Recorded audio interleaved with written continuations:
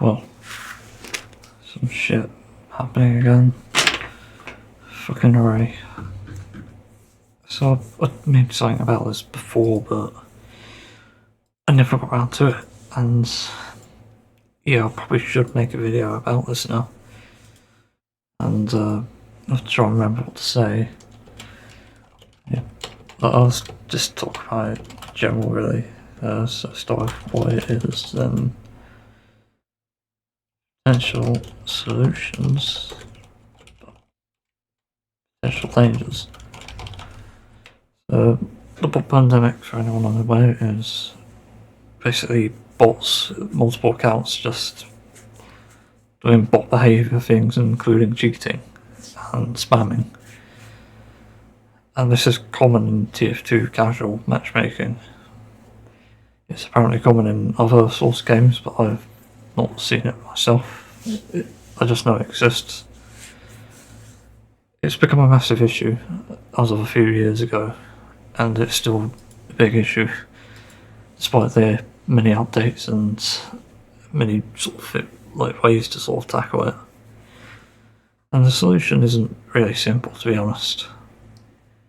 I mean, the one that I have is about sort of blacklisting names, but sort of ghosting that, so it's not obvious when names are blacklisted, so like every one in a few gets through, but tons of them at once won't be able to get through. And like, I think matchmaking is like partying or joining a game. When there's more of one name, that's a red flag to me. And botting, obviously you can change the names, and that's the potential danger of blacklisting. It's not going to catch random players off guard, to be honest, but if we had those sort of limitations, we could possibly deal with some of those issues. It would at least be manageable, and that's better than unplayable. Like, am I missing something here? That's already one of the solutions. But as for why the bot pandemic happens, it's quite simple, really. I don't know why people haven't talked about this. It's marketing. Like, why else do I go into a server and see edgy chat messages and, well, music spam, random votes, and also the sort of spam of links of like bot immunity? I'll tell you how to get bot immunity for free. Group up. Literally group of 6 players and go matchmake. That's seriously the easiest way. So when you've done that, it's much easier. And again, that's another solution.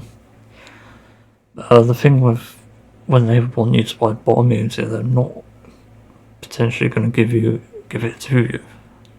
I'm sure someone out there has already experimented with that and bought it. Just look it up. I don't want to give that any more than it needs to. But yeah, it's pretty much the philosophy of creating a problem to sell a solution. It exists a lot in the world today, and that's the sad thing of capitalism and stuff. Like, I'm not going to go into the politics, but I'm just saying people are desperate, and some people are greedy, and both really collide with each other and also go hand in hand. You know, desperate people need the solutions, and rich people, I don't know, they just need the money for some reason. It doesn't make sense. I won't pretend I understand it, to be honest, because I think that can be a slippery slope. I just know that if I came into a lot of money, and like through legitimate means, I don't think I'll do anything bad for it. Can't see myself doing it. I'd spend it wisely. I'd give part of it to charity, or I'd just give part of it to my family and friends, possibly, or spend it with my friends, and keep the rest for myself. Make sure I live an adequate life, but don't dish out every now and then. Or dish out every now and then, but not, you know, sort of buying a mansion and shit. That's pointless. You don't need a fucking mansion if you're not going to use it. And that's the thing I don't get about rich people, the thing I don't understand. Anyway, back onto the bot pandemic, going on to the solutions. I've encountered a few different ways to deal with bots, and they vary. You've got the, I guess you'd call them stupid bots, I don't know. You've got stupid bots, and then you've got smart bots. The stupid bots are the type that move around and scope in once. That's it. And that means they do 150 damage every time they hit you, possibly. But they do miss. That's the interesting thing. That's because of the lag bot they have, I think. Because they use a lag bot to basically delay themselves and make it harder for them to be hit with anything, really. So that's really the lowest end bot possible, surprisingly. And there's also spin bot, but that's rare to encounter because they'll be aiming at you usually. Sometimes you do, but and sometimes they're actually harmless. That's the other thing I've noticed with bots. Sometimes they do nothing. And then there's the smart bots, which know the counters to what you have. So they're probably going Makina. I've never seen one actually in my experience, but they might. To just counter resistances, and they might go sort of melee to get fist to steel heavies. It's like things like that makes the bots sort of smart in a sense. Oh yeah, that reminds me. Some advice: don't feed them, because sometimes players cheat and use bots to just get a laugh. Really, they get pleasure from suffering. There's obviously a fucked up mental health issue that needs properly addressing. I don't have an all-in-one solution for that. It's just something that happens, and I think you need to take it into your own hands to look at yourself and try to be the change that you want to see.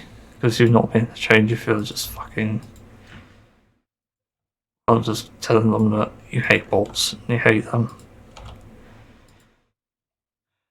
So yeah. And there's the potential sort of ways to tackle bots when you encounter them. Just chipping in here because I forgot to do this, and luckily I remembered before I made the video itself. Another way to tackle bots that is crucial is with all the things that I mentioned. Make sure you work with your team. I think you need to recognise that you need to like beat a bot, you need to think like a bot. So you need to think every corner is a bot, and bots could be anywhere. So like as a medic, you take cover, your target goes in front, and then the rest of your team can sort of figure out where the bot is. So yeah, it's a good strategy to use, because it's general for the game even. You just need to work with your team. If you can mic chat, because that would be valuable to beating bots. I tend to go fist to steel heavy because it takes off at least 100 damage from a single shot, and that gives you a chance to get to them. And if you use cover wisely, you'll be able to get to them pretty quickly. You can also use the Lucas chocolate bar for the health boost, so there is that. And another nice on top thing is you can use a vaccinated medic. You can either be one yourself or heal a heavy with that. Heal anyone really. It can be hard when bots are grouped up with players who specifically bought them or play with them anyway. That causes complications itself, and I don't know a proper way to deal with that, to be honest. It takes luck, but sometimes you encounter random players in the matchmaking who will actually kick them. So you don't have to deal with them, at least as many. So that reminds me of the thing that actually made me make this video. It's because I kept joining matches with bolts, and I had no one to queue with. So that's why I'm sort of making this. If I sound in pain, it's because my shoulder just started hurting again. Great. So the other thing to do with it is to stack up every sort of element possible, because there is a third type of bolt I haven't talked about, and that simply is the medic bolts. Believe it or not, there's players sad enough to buy their medic bolts, and god damn it, it's just silly thinking about it. I managed to win a match against 3 vaccinated medic bolts, just pocketing this heavy. And we did that through basically having all the elements at once. So, explosive, bullet, and pyro. I don't know what you call them actually. And it made us win the game. It was quite surprising. You also have a 4th option, which is engineer, who, as far as I know, doesn't have any sort of weaknesses with the sentries, because the sentries are pretty much a tank for sniper bolts, because they can only do about 172 damage, I think is the highest. Yeah, remember the Machina does 15% extra damage on full charge, so that's something.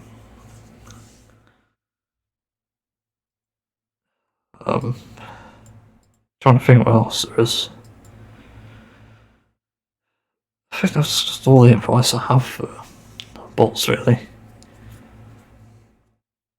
Like, at some point, if you leave servers, it's just gonna make other players join and just not feel comfortable.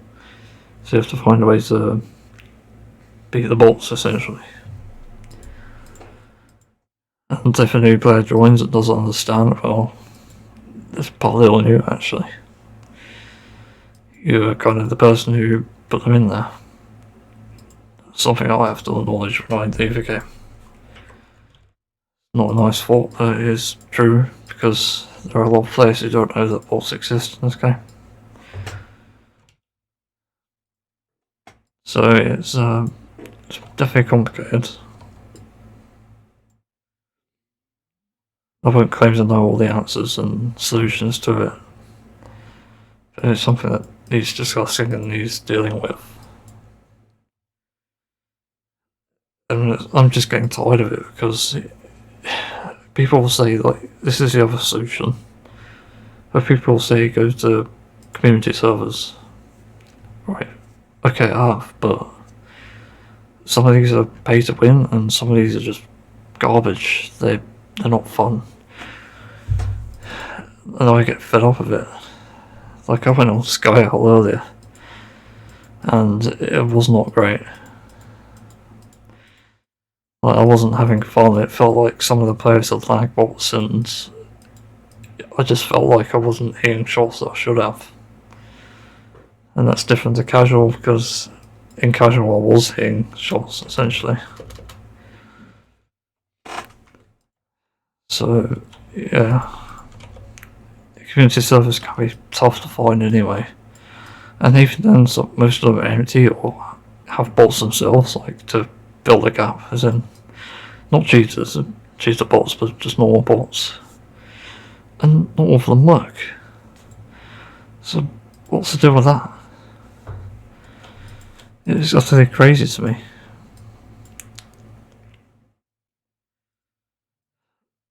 So, yeah, again, the problem is pay to win, and finding a server that's actually decent. It sounds obvious, but it's easier said than done. And like a lot of the servers I used to play with back in the day, they're all gone. There's only a surf server, and I forgot what server it is. Prop Hunt, I think.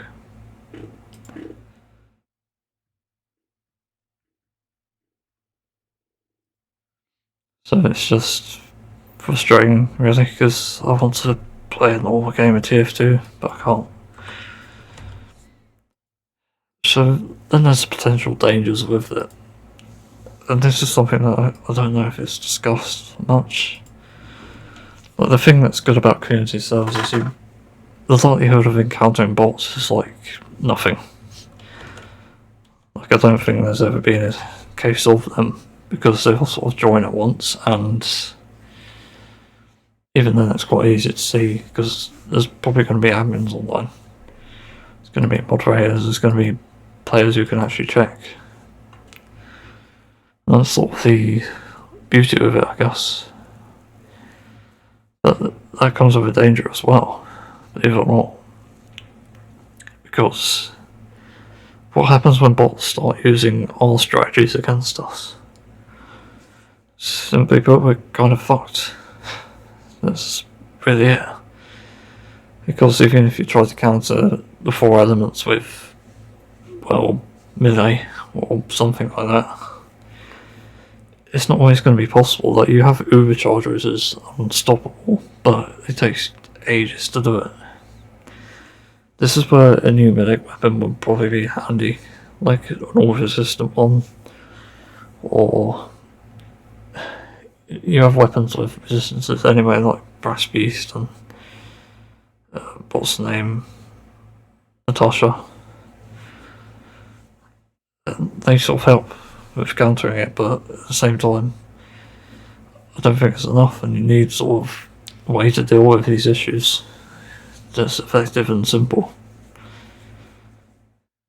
Like, you need a counter for the counter and a counter for that, and it needs to be a cycle. Like, it can't be just a dead end thing, because that's where we encounter the problems. Like in Pokemon, there's always these starters who counter each other. You've got fire, grass, and water. I'm playing too much Genshin because I keep thinking Hydro is water. Obviously it is, but I mean, like, in the context of gameplay mechanics. Anyway, yeah, you need some sort of cycle like that, because once there's a dead end, then that's it. The game's ruined. And again, the potential danger of that is they use it against us, and then we can't play it anymore. But then if you think like they could be banned or timed out and stuff, or whatever, blacklisted, that's going to have problems itself, because they're going to find ways around that. And then when that happens on top of the counter to the counter, then there's nothing left. You just simply can't win, and that's that, really. And it takes a lot of people to sort of look at the individual gameplay, to be honest. It just frustrates me. So, yeah. I think that's all I had to discuss. I don't know. Oh yeah, tracking down the original bot makers.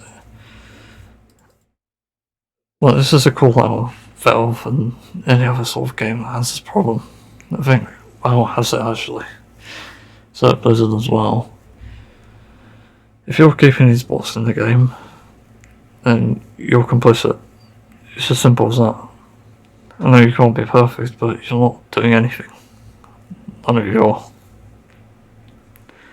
Like, I've always taken issue with WoW's multi-boxing, and they haven't taken any action against it.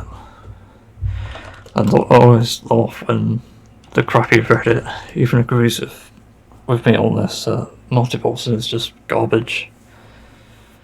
It shouldn't exist because it ruins the economy and it ruins pretty much any sort of sense of exploration for players.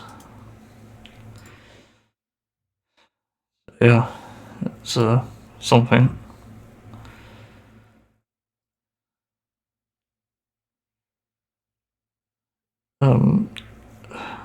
It's completely left my head. Yeah, them being complicit. You have to track down the bots somehow. Because in TF2, free-to-players account can't communicate. But somehow they are able to. So what gives what's going on here? Well, if I had to guess, there's some sort of like cheat immunity or vac immunity or something like that, where these bots are basically classed as a paying customer, so they get some immunities for free, which is fucking batshit crazy. I don't know why they'll do that, but there has to be a source of that. So who's giving them the boomerangs anyway? Because apparently it can be gifted. So who's doing it? Who the fuck is gifting these things? And I just don't get it. Like, there has to be a solution somewhere. And obviously you got an IP drop because of VPNs and just being able to change location.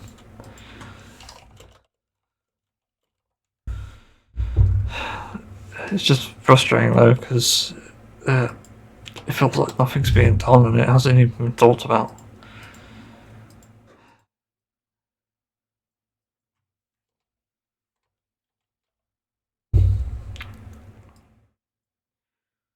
I'm just stupidly frustrated with this.